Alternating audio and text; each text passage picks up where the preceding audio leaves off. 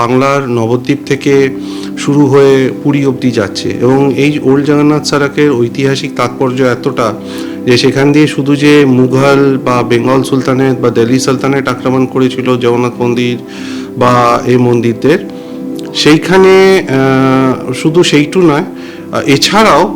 যেটা দেখা যাচ্ছে যে গুরু নানক, কবির, রামানুজ, এরা এরকম মহান মহাবতার পুরুষরা এনারাও কিন্তু ওই রাস্তা ধরেই গেছেন। বিভিন্ন বড় নাগা সন্ন্যাসীরা, আজকে বাঙালি তো অনুভূতি পুরী একটা এবং অত্যন্ত কাছের জায়গা, কিন্তু বাঙালি যদি ভুবনেশ্বর থেকে বেরিয়ে